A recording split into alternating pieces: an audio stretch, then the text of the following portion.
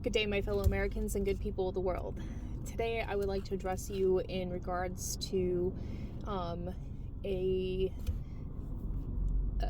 approach for reconciling the legacy economy into a proper capitalism economy by way of approach of establishing an auxiliary economy that can scaffold the existing legacy economy into something that is more integrity bound, that is freed from corruption and the mass accumulation of assets, which prevents certain ideas to advance us in the ways that we need, especially in terms of things like getting social safety nets to be consistently, reliably funded and consistently operational, these sorts of things. So the concept is to have an auxiliary economy that runs parallel to the legacy economy. And in that regard, we are really using the concept of our gross domestic product being something that is achievable to an ends. And again, proper capitalism is about having a proper intended use to our capitalistic economy, and that's to, in my paradigm that I operate from, the concept of welfaring stewardship. We're trying to make America work for everyone without the disadvantage of anyone, so nobody gets left behind or kept behind, and everybody lives the good life.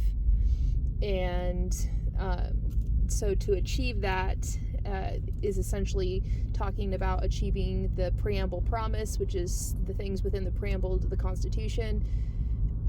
We form a more perfect union, establish justice, ensure domestic tranquility, provide for the common defense, promote the general welfare, and secure the blessings of liberty to ourselves and our posterity. And so that being our proper intended use is why we do the thing. We build an auxiliary economy, scaffolding up the capacity to transition some of those things that are right now obviously super vulnerable to the whims of political winds. And it's leading us to a point where political ideologies can hijack systems and strip away, programs and things like that because they don't align with the present political administration that is, in the majority, controlling, the branches of government. And it's creating the essential, necessary, obviously necessary insular protection of these sorts of programs. From being constantly put on the chopping block, constantly in an insecure, unstable situation based off of political winds and the whims of and the wants of special interest groups or those who happen to be in power at this point in time. And that is very compelling for people, and so you get bad actors with nefarious intent that seek to be in political office because those levers, and buttons they can push are accessible to them in that position of power, and they have intention to use them for nefarious purposes. And so we need to have an insular protection that prevents those bad actors from nefarious intent from getting their grubby little hands on those levers and those buttons so that they can't cause damage to the American people and the long-standing programs that we've determined for ourselves that we need and that we want, just to drive some political ideology home and then to concentrate power, money, wealth, influence, these sorts of things, because that's exactly what's happening right now with the current administration. They're sucking the substance of life, vitality away from everybody in the nation and intentionally rigging systems to favor an elite class of deviants who want to deviate away from something that would be a standard of living that's quality for everyone. They don't care about everyone else getting along in life. They are just selfishly concerned with what they get out of the scenario. And so they want those levers and they want those buttons so that they can get the things that they want and that they need, and they're not really consciously considerate of or concerned about the fallout or the negative consequences that other people are going to have to face in terms of not being able to get along in life, because they no longer have these just basic things that were propping up society to keep it from tumbling and crumbling and falling apart.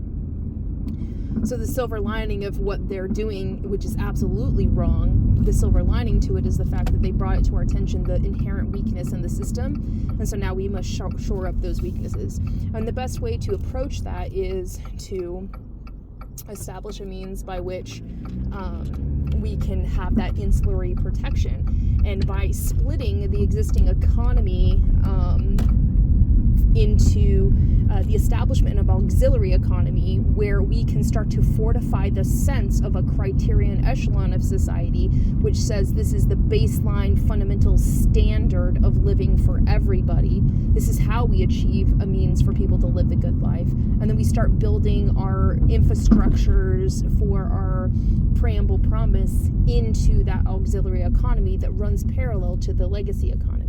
Again, it weeds out a lot of the corruption because there's more money to be meddled with and in the coffers that are of public funds. And right now we're seeing the government, the people in government, trying to use those funds, misappropriate those funds to selfish ends, while stripping the people of the substance of those things that were in those programs that were helping to prop up society. They were not enough to make people be able to live the good life, but it was enough to keep people from going into total, absolute destitution. So these were, in a broad and general sense, piecemeal solutions to solve the question for how do we eradicate poverty in our society that is, supposed to be so affluent and abundant.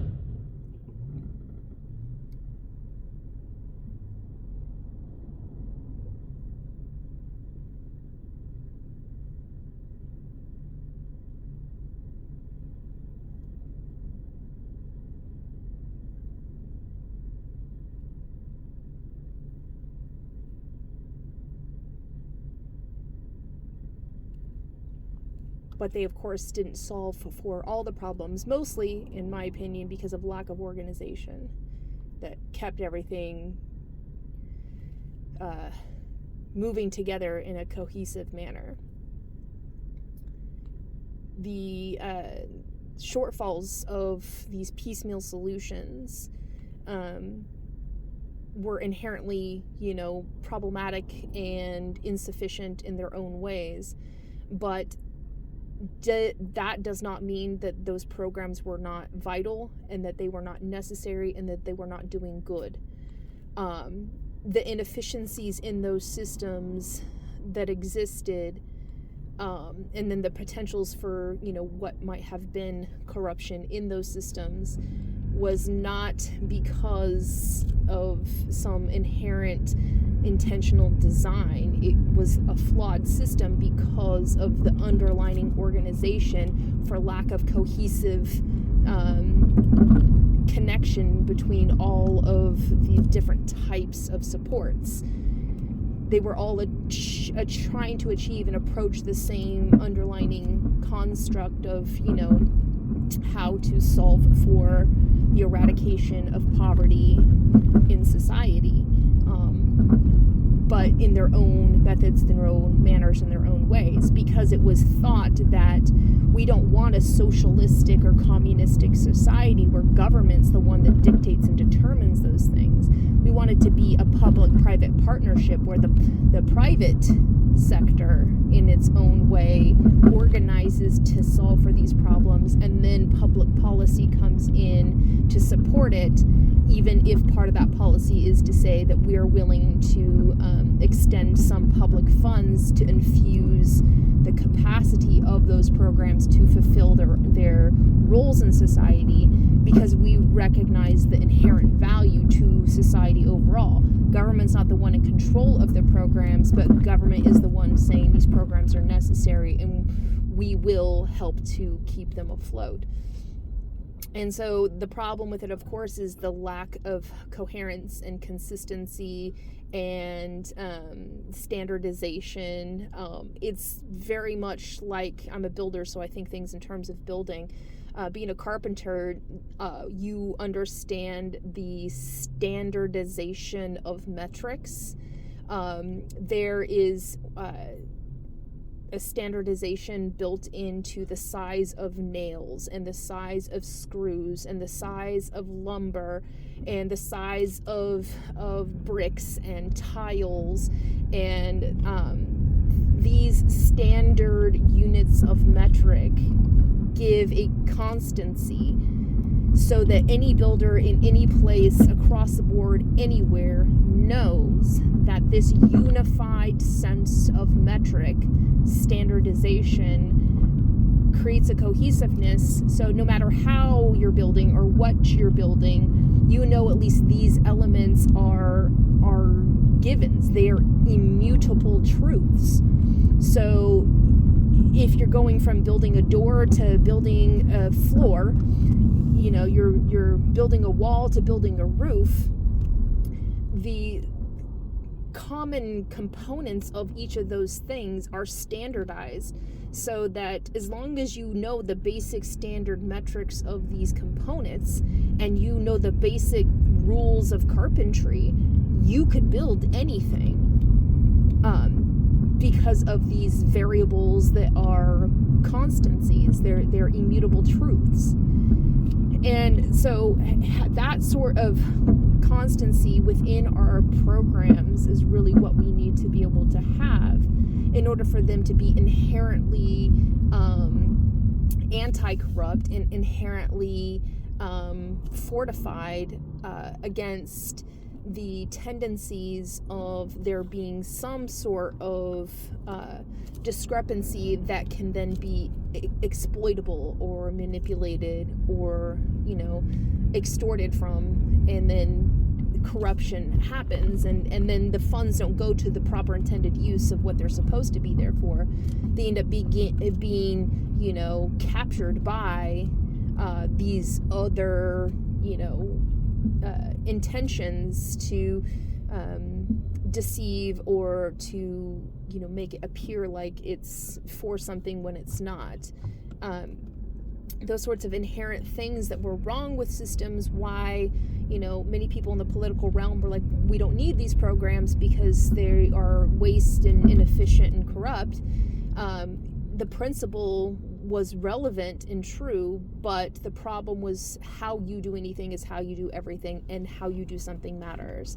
And you need to do things with conscious consideration of the implications and the, you know, of what you're doing.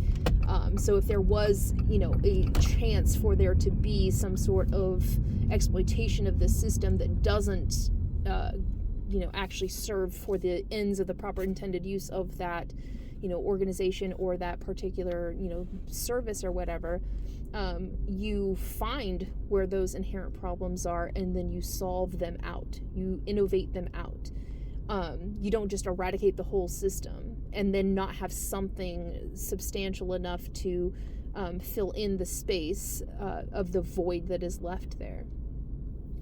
And so the concept of having an ancillary protection for programs that we create, a standardization of those programs we create, and a means by which that to be made very transparent so people can see what's going on and they understand what's happening, so that there's less likelihood that there could be corruption in it because it's very transparent. That sort of system could help to be able to solve for a lot of what we have as issue right now in terms of people not getting the supports that they need because the government's decided to shut down because they can't come to an agreement about certain things getting accomplished that need to get done in order to fund the government and keep things going. Regardless of what those arguments and justifications and reasons why are, we need to be living in a society where we do not have to worry about not having to worry about what's going to happen to the people who are dependent upon these programs if a agreement can't be reached in time to make sure that they are funded. There should be a rainy day fund that insulary protects that, and that's what this auxiliary economy could really truly accomplish, because it's having the funding to keep programs going regardless of whether or not the government says that they are going to fund the rest of government right now. Regardless, these are programs that are constancy programs. So no matter how long it takes for the government to open, those are going to continue to be funded. But you get past the whole, it's not coming directly from the government infusing money into it. It's operating an auxiliary system that is an accounting for paying it forward. And then they continue to pay it forward to make sure these programs are operational and functional. And then when the government kicks back in and it's finally on and working and open, it can then take the funds that were already promised and guaranteed to those programs, infuse it back into the auxiliary system. And the system itself continues to operate because it's basically operating off of IOUs anyway. And that's kind of what this would be, is just making it known, yeah, we operate off IOUs. And everybody's okay with the IOUs because we already know that there's going to be some point in time when the government's going to open back up and things are going to be funded fully. And there will be a direct infusement, including back pay for everything that needed to be paid before. So that's not even a question. And having that auxiliary, capacity keeps things going so people aren't put in desperate situations. And then it actually makes it so that the suffering of human beings no longer becomes a negotiating tool for government to, play political games with people's lives, which is what's happening right now. And then the funding aspects of this, where it helps us, I very much believe in establishing a fourth branch of government, civics branch of government, where the people have the say, a seat at the table, skin in the game, and they get to have a say in government and how it operates. One of those functions of it is determining not the power of the purse. Ultimately, that rests and always should rest with Congress, but to say, in the form of creating a stewardship tax, which stewards society, make sure we have this auxiliary economy is constantly funded, because this is the baseline. This is how we uphold the criterion standard of society. That's always funded. But which programs get which type of funding is something that the people themselves should determine, because then you have, agency. And you get to determine, well, a portion of my tax, although we all pay a standard stewardship tax to fund this, there's also a portions tax that I can decide I have to pay this tax no matter what. It's not like you don't get to not pay that portion of tax, but there's a portion of that tax that you then get to decide what happens to it. Where does it go? What is it going to serve as a purpose? So in that way, it's kind of like giving people more agency, it's like adding an extra layer of what they get to do besides just voting, in terms of like how they direct how policy is going to be made. They get to say in what type of policy gets made, but they also get to have a say in terms of like how much funding gets to go to that. There's a baseline standard that the stewardship tax says, X percentage of this is going to go to fund these programs. But if you want to infuse more money into it, because let's say it's been brought to your awareness that, these programs are fumbling a little, or if they just had a larger infusement of money right now, they can use that as an investment to do these other things that create an efficiency in the system, which means that they need less money in the future. And so you give that infusement of money now to that program so you can save money in the future off of those efficiencies created in those systems based off of the innovations that you have invested into. And so the individuals themselves can determine, I want a portion of my tax to go to this program because it's been brought to my attention that if we invest in it now in these ways, at this capacity, then we are going to be able to save ourselves money in the long term over a period of time because of that investment. This is sound, this is logical, it's reasonable. It's good stewardship of our tax dollars. And so you get to determine a portion of that tax going to those particular types of projects within the auxiliary economy that is all about upholding the criterion echelon of society. And then the other aspects of stuff in terms of like the government, the funding for things that are not directly related to operations that are vital operations that have to stay open regardless of whether the government is shut down or not. The government still has say in, what is considered, vital or critical that has to stay open. And so there are going to be some people that are put in these difficult situations where they're furloughed or whatever. In that situation, we should have this auxiliary economy that gives them what I like to call life loans.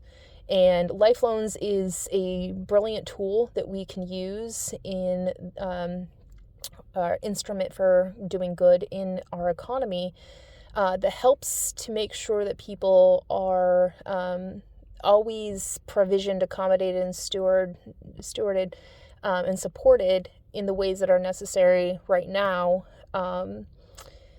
given the understanding that there's going to be a point in time where they're going to be returned back into productivity. They just need the support now in the times when you can't be as productive. It's kind of like storing your acorns for winter. And in doing that, we're paying forward to ourselves, knowing in the future we may need this. And then we use it when we need it, and then we pay it back over time in such a way that doesn't, prevent us from being able to thrive in the current standing once we get to the point where we can refund that. The concept kind of reminds me of one of my favorite Christmas movies, the original Jack Frost. And in that movie, they have the concept of ice coins that are created during the wintertime. As soon as Jack Frost comes and the first ice hits, the people are all overjoyed during that time of the year because they have this abundance of money that is ice coins, and they're able to spend that amongst each other and transact with one another. And that's why that time of year is like the best for them. The rest of the time they struggle because, they have the tyrant that rules over them that steals away all of their substance and their value, and anything of value this evil tyrant takes away from them, and so they can't have like actual money, and they can't have the things that they need in order to live thriving lives because of this tyrant. But during the winter time, they're able to rely on these ice coins that have nothing to do. Those have no value to the tyrant, so the tyrant doesn't even touch it and has no control over it. It's literally controlled by the people and their perceived, the impression that there's a perceived value to that, and everybody agrees that there's a value to it, and then they transact utilizing that.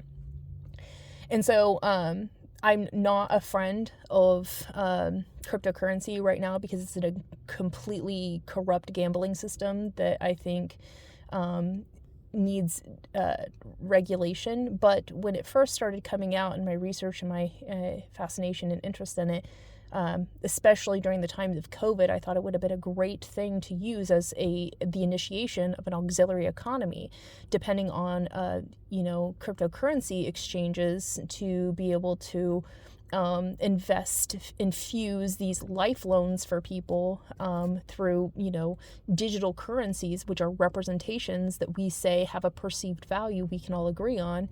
And then when the things kicked back, to, as normal or whatever, once COVID was done, then the regular economy would kick back in, and then we can pay back what was owed to the coffers of the auxiliary economy, where we said, we agreed this whole time, this, digital currency had this value, and we transacted it like it had this value. We increased the value of that currency in this way during that time period. And now it's time to, call in, the debts on that at the end of the contract or the end of the crisis, whatever it may be. And at that point in time, whatever perceived value was created is what it gets paid back at that rate. And so it's, appealing to those who are crypto, holders, to allow for their, holdings to be transacted amongst people in these lifelong capacities until it's called back for repayment. And then the concept of like COVID, I wasn't thinking that the individuals themselves would have to pay it back, that it would just be in an assumed collective repayment by the government, and that it would be, a stewardship tax would go towards everybody paying it back over time in a equitable way. So like, the amount of people that there are, and then the average that everybody would have to pay to make that fair. As long as it's not over a certain percentage of individuals' earnings, then that would be, what would calculate it as the fair compensation for what you had to receive in terms of supports during that time just to get you through. So now that same concept in terms of like furloughed employees, the government workers, when the government is shut down, they could have these life loans that helps them to maintain, knowing that if they could work, they would work, and this is what they'd get. And that this is what it's going to take for them to be able to maintain the status of living the good life. And so you're loaning that money to them in this auxiliary economy that helps to make sure that they can pay for all these things that they, need and that they want in that time period without taking a substantial hit in the quality of their life or their standard of their life. So things can just keep going on, as normal, as usual, as close as is possible. And then, as that number increases and the total tally of how much those life loans actually add up to gives you the political discussion that you can have about it. It's like, listen, guys, the longer that we go with this, the higher that number is going to get. And that's going to be a real issue once it comes time to open up, that we're going to have to now come up. It's not just coming up with the money to pay for, business as usual. It's coming up with the money to pay back all this money that we had to, pay to keep things standardized while we had things shut down. That becomes a negotiation chip that is equivalent to regardless what party you're in. It's everybody has to come up with that number now. It's like having an interest rate that you have to, be concerned about. And so it doesn't directly impact the individuals that end up having to suffer, and millions of people suffer because the government shut down. They still get to live their lives. It then just becomes a socialized problem, a public, governance problem that we're going to have to deal with. It's going to compound, and it's going to get worse over time. And it's going to be, more difficult for the government to reconcile that difference in the future, because the problem with that, of course, is that you are having to put out, this cost, pay this expense of the life loans, but you're not getting the productivity that's behind that to make the equivalency of the loan, value. If that person was working, that would just be tax revenues that could be coming in based off of that person's earnings. The person would be able to take care of themselves and wouldn't need this, life loan to be able to pay for everything. And then they would also be making money and then paying taxes, which means we're getting revenues, which means that, overall, we're keeping ourselves as close to solvency as possible in the government. But the longer that goes on, the less solvent we become and the more indebted we become to that system. Because the point is to make sure that, everybody's living that standard of life. But we also need to be able to have the government operate, with this resolution that says we're going to pay for all of these sorts of things. It's shifting the burden from the people to the people that need to be bearing the burden in a representational government, which is the representatives themselves. And it's doing it in such a way that makes it not something that can be, a partisan issue. And it forces them to take it on like a bipartisan approach, which is the whole point of the exercise, to come to that resolution together that this is how we're going to go about funding all of these things. And then when we have instances like another COVID pandemic, another pandemic type situation, or some sort of economic downfall, we have a crash in the market or something like that, you can operate off of this auxiliary economy that makes sure everybody is still getting what they need. But then it gives us the necessity and the obvious tangibility, because there's a metric there as that life loan number goes up.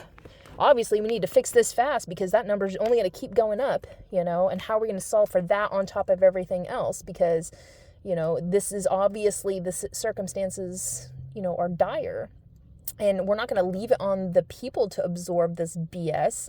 It's incumbent upon us as representatives to solve for this, and so it doesn't leave the people, out to dry. It puts the government in a just more,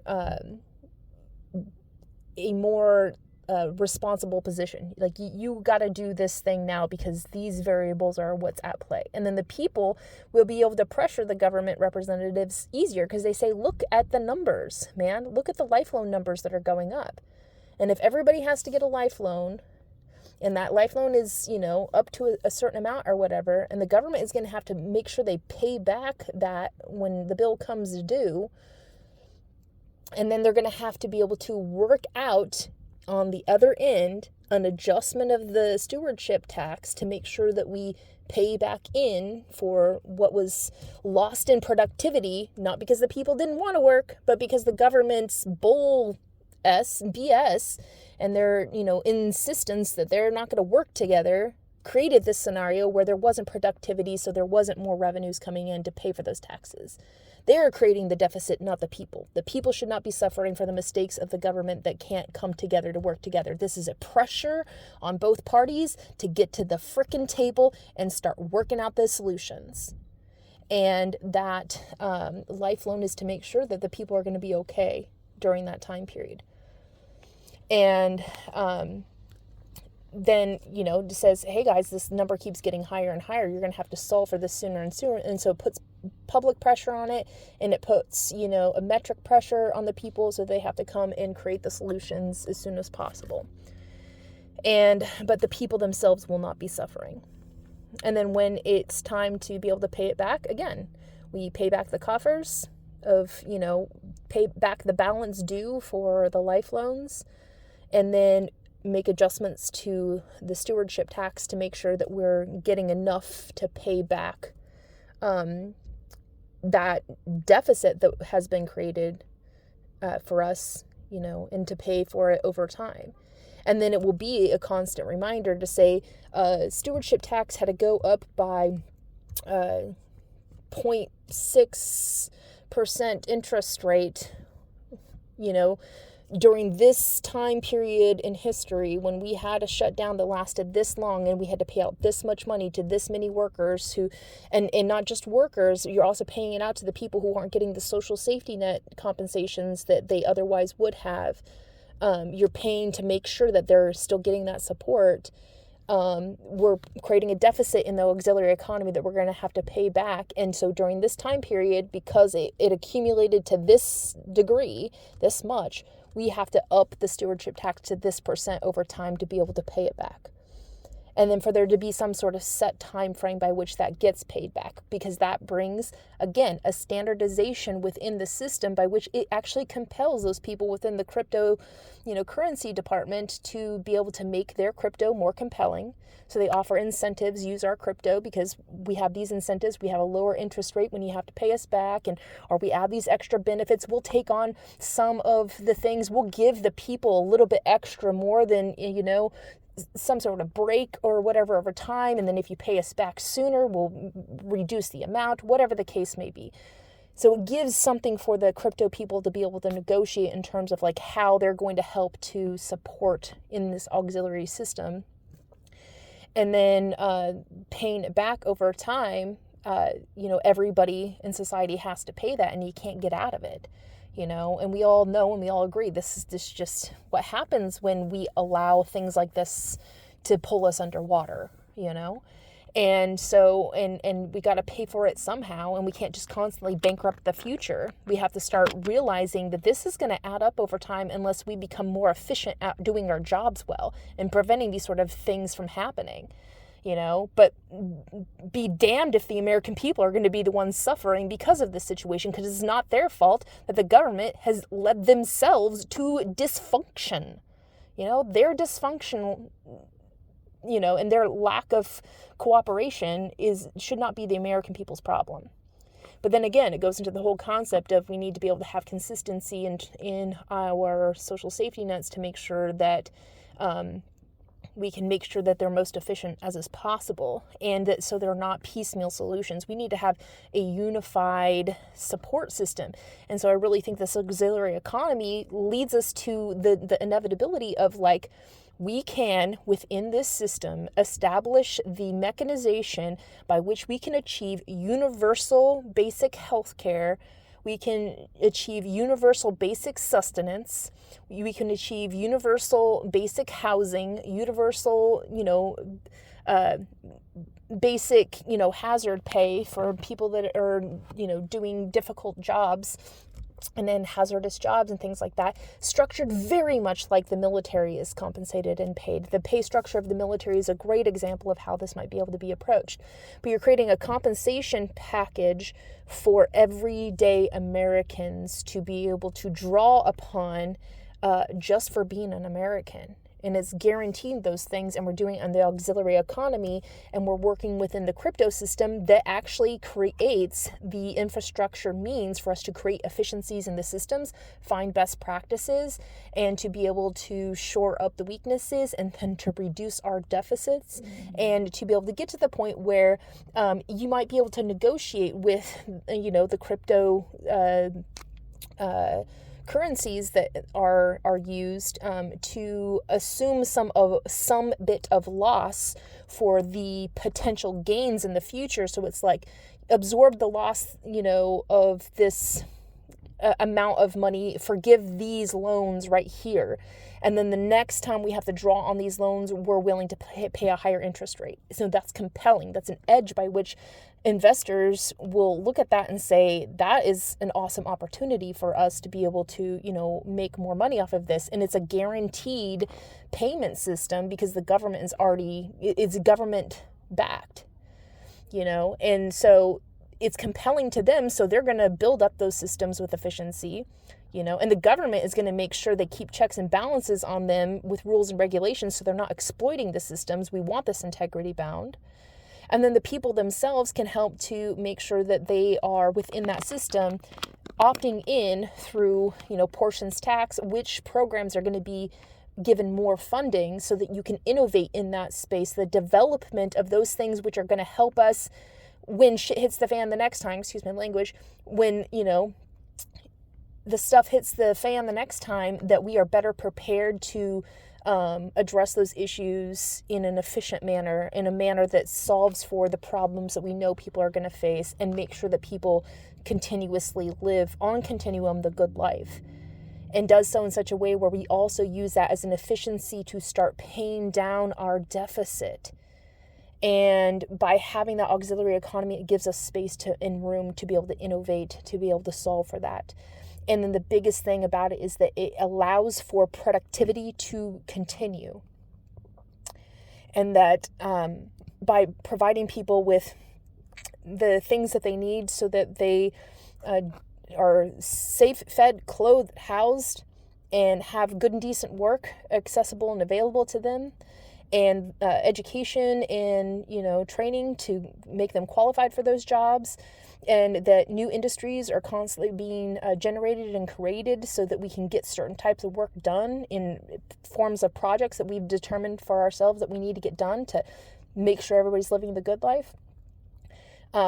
It creates all the necessary things to boost productivity in society, making sure that the people are positively contributing and participating, but they are being stewarded, accommodated, provisioned, and supported so that they are living the good life on a constancy basis. It's just like the concept of giving somebody a salary and benefits package. It's just like they do in the military, and they give people salaries and compensation packages. And in that role that they perform that gives them, that salary and compensation package, they're expected to perform at a certain standard, and achieve certain outcomes when they're called upon to be able to do that. And in that regard, it's not, socialism, and it's not communism, and it's not late stage capitalism. It's a proper capitalism that's saying we are welfaring stewards, outcome engineering for stewardship outcomes so everybody can fare well. And it's going to take a lot of work to do that. And so we're going to contract with one another to get that done, each of us in our own way, as we determine that we need to accomplish those things, and then bring it down to the smallest concentration unit of power, which is the individual within their communities, so that they can get the work done that they know that they need. And then we're shoring up our weaknesses, and we are helping to build up the coffers for our rainy day fund. So if, things hit the fan again in the future, we're prepared to meet those challenges, and gives us a better negotiating space from when we do have to depend on the auxiliary economy to draw on these life loans to, help pay for people who are not going to be able to be productive during that time period, but still need to be able to survive and live and thrive. And so the difference in this, the other aspect of this, is the concept of life loans actually just being a thing that we do all of the time. And this cuts out the problem of predatory lending and things like that, and for people to be caught in situations where they have late payments on their bills and stuff. People who are rich enough enjoy the pleasures of being able to get loans at low interest rates, and they just take a loan out and they live off of that. They pay their living expenses with these loans and then just pay back the interest over time, pay the payments over time, and they just know all of their stuff is taken care of in that period of time, and they already know they're going to make enough money to be able to pay it back over time. So they have the credit capacity to be able to draw out these loans, and they just live off of it. And it works to their benefit. Imagine doing that for everyday Americans. It would be a great way to be able to eradicate poverty, because Life Loan says you have the financial capacity to be able to pay all your bills on time. And the loan aspect of it is that, of course, you have to pay it back. And if you pay it back in a timely manner, before the due date or whatever, just like a credit line, offers you, you don't have to pay the interest. There's no interest. It's exactly how much you would have to pay if you, were just paying it directly out of your pocket. But what this does is make sure that it's paid for on time. And then you are obligated to, repay back that loan for how much you had to use it for, And then it's compelling to people to be more efficient with their usage of things because it's less they have to pay back. And then it helps people to really focus on thrift. Like, how can I be thrifty about this, so that I can make sure that, my electric bill's low and my food bill's low and these sorts of things, because I took out a life loan for this much. And if I don't use all of it, then that means I have that portion of it I can just put right back into the loan to pay it back, so to speak. And then it requalifies me for another life loan. And then in the case where, let's say you have a life experience that, disrupts your income capacities, injury or, illness or a death in your family or something like that, it can continue to pay out that in a reserve, kind of like how the concept of gap insurance works. and then initiates once you're able to be back into production again. Then you have to start paying back that, loan amount. But during that time period where you weren't in, current repayment, there is an interest that is applied to that, and then you have to pay that out over time. And it's bordering on a sense of you're capitalizing off of a person's struggle, but it's not done so in a predatory fashion where it's like, like insurance companies do. Instead, it's just saying like, the interest is literally just there to compel you to pay it back. And if you make on-time payments in a timely fashion and you're paying it back, and you pay it back within a certain period of time, once you have been, capable to repay again, the interest rate can fall away. That's something that's, negotiable, because it's not really based off of anything other than we're saying, that money having been given to you prevents it from being invested somewhere else that could have generated productivity, the equivalency to the output to the input of the money that was given. And because it wasn't, we have to, kind of bring back some of the sense of productivity, which means that you're going to have to be a little more productive with your work to be able to pay this back. And so it's recouping some of the loss of productivity that happened during that time period. It's not about penalizing people. It's recouping the loss of productivity.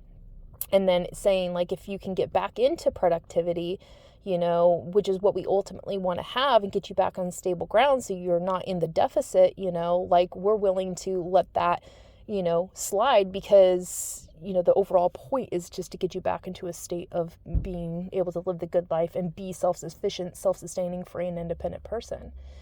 So I think that this is a way that we can look at the economy where we can approach it that prevents a lot of these hardships that are forced upon the American people because of the representatives in government failing to do their job. It also helps to shore up our weaknesses in case of unknown variables coming and causing disruption in the regular orderly functions of, the operations of economy and society, such as a pandemic. It also helps in cases of like an economic collapse in one industry or another. It also helps to make sure that if there are industry shifts within a particular region, as they shift from old technological in industrial programs to new ones, that they are able to still sustain, a level of functional thriving for people in that area that can carry them through, and that sort of support, everybody gets it, and then it's socialized, the losses, which is very much what, elitists do right now. They privatize the gains and then they socialize the losses. But in this way, we're doing it in such a way that expands that literally to everyone. Everybody individually, privately gains, and then we socialize the losses so that together we can all pay off the indebtedness that we've made for ourselves. But at the same time, when we can achieve points in time where it's relative stability, we can build up a, surplus in these areas. And then again, we can innovate out these solutions that solve for these problems that may come to bear in these particular circumstances. So it reduces the overall cost of those sorts of things during that time period. And then, it basically gives us a rainy day fund and something to support on that makes it so that when we do have to pay it all back, it ends up being less of a costly circumstance. But overall, we still make sure people are being sustained during that time period. And if we can extend regular life loans to everybody and compensation packages, again, based off of the model of how, they do the pay packages for the military, BAH, BAS, these sorts of things, that everybody has what they need. We know people are going to be in a state of good health and well-being, and they're going to be good health outcomes. because we provide a universal basic health care for people that assures that. And then that means those people will be able to be more productive, and therefore we have more tax revenues that will come in. It is a paying it forward. And then it makes sure that nobody in society becomes a burden because of something that can be easily prevented if we just cared, if we cared for them. So it's a way to shore up a lot of the weaknesses that we have inherent in society, and it's really a good benefit because it's something that everybody gets to gain on, personal benefits, but it's also something that works within the structures of capitalism, but it has a proper intended use. And then the way that it's so designed is very transparent and standardized so that there isn't room for inefficiencies in the systems or exploitation points where, people can profit off of the struggle of others. And then it becomes a system by which we can make social public decisions as to what sort of projects we're going to fund, the reason why, and have, public debate as to, is that really going to be serving our best interest in these scenarios, in a scenario universe when things come to bear. And by doing that, we're able to also keep a conscious conversation every day about, the risks that are there when we misplace trust in government officials that aren't willing to do their job, the risks that are there in terms of what happens if we hit another pandemic. We have conscious conversations about that, and we debate about those issues in the public forum in such a way that then has tangible results based off of the outcome of our dialogue and our debate, and the point where we end up after the, whatever conflict resolution needs to happen, a consensus that we've built upon that together we agree this is how we're going to approach forward. And then a mechanization that is, publicly coherent that we all are able to invest in, work within, and then build up and construct on this auxiliary economy that helps us to be able to solve for those problems, together. And so it's taking the best concepts of making sure society flourishes and everybody lives the good life. And it makes sure that the government has checks and balances and they are accountable to the people. And then make sure that nobody gets left behind. And it makes sure that we reimagine and rebuild our social safety nets to something that is actually sustainable and that is seems more fair. It's not any one person getting more than another or any one group getting more than another. Everybody benefits from this structure. And by taking that particular type of approach, I think that we'll be able to solve out for a lot of our problems that we inherently have existing in the system right now. The main one being right now with the government shutdown, that even if the government is shut down, the people will still be okay.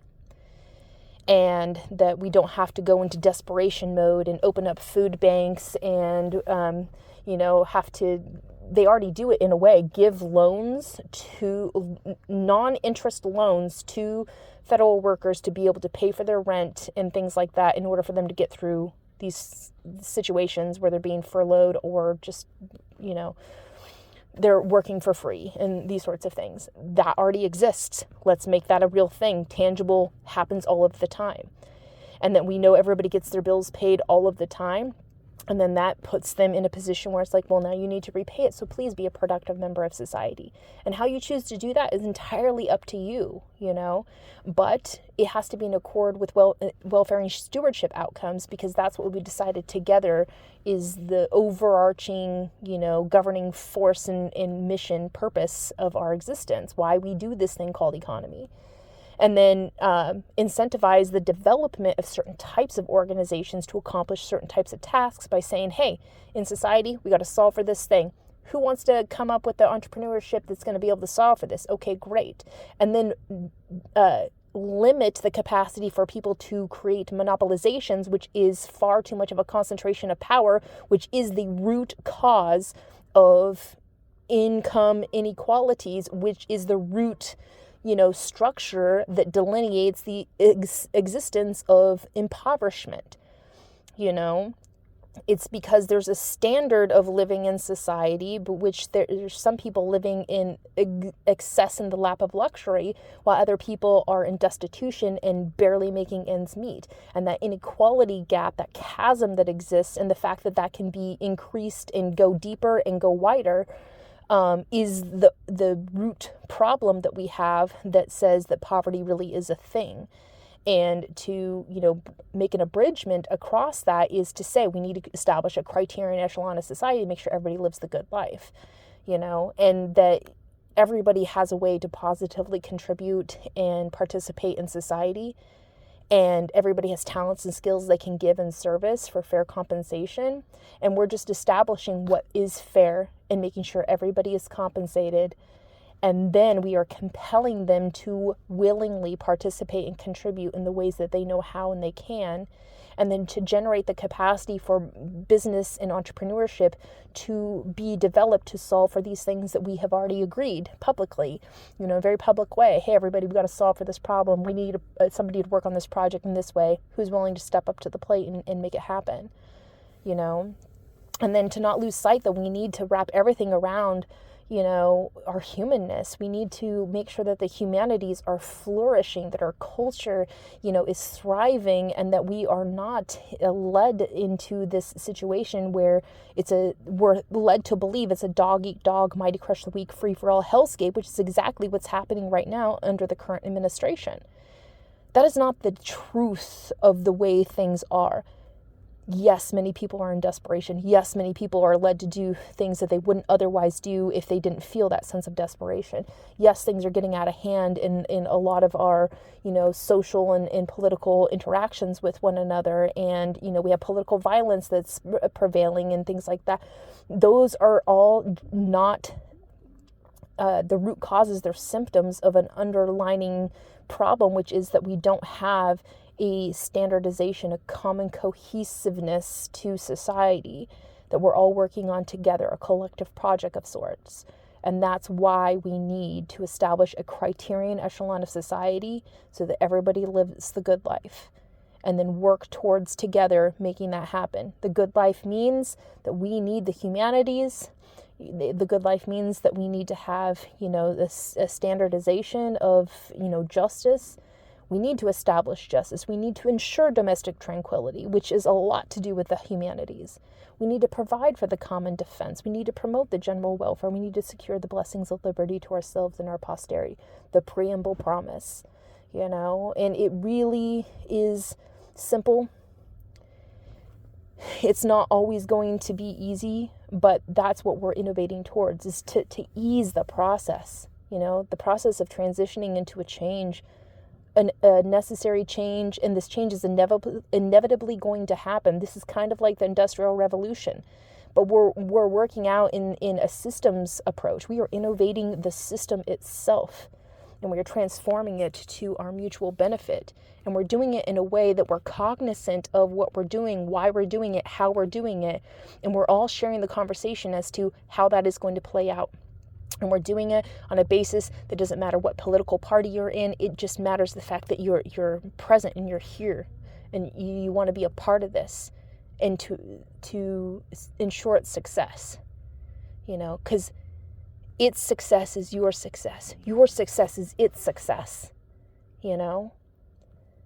And we have to really dig in deep with that type of mentality and focus on it and really embed it in the American identity, that's what this is about. That's why I want to embed this stewardship, welfare and stewardship identity into the American identity, because it's a way for us to be able to recognize that there is solutions to all of these things, and we can do it together. And there's no reason for things to continue to go on in these negative ways. The dysfunctions in this system are, bugs in the system, not features, and we can innovate those things out. We just have to choose new programming so the system operates functionally and optimally towards the ends that we want to achieve, which is, an America that works for 100% of the people here without the disadvantage of anyone, in the shortest time possible without ecological offense, so that nobody gets left behind or kept behind and everybody gets to live the good life.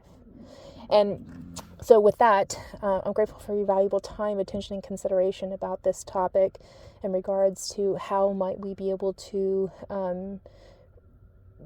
create a robust system of securing the good life for people that prevents us from being led into these difficult challenges that we're facing. And I really believe that an auxiliary economy is going to lead us there. Stewardship tax is going to lead us there. Portion tax is going to lead us there. Life loans is going to lead us there. Universal basic innovation in the form of, compensation packages for everybody, similar to the structures of military pay.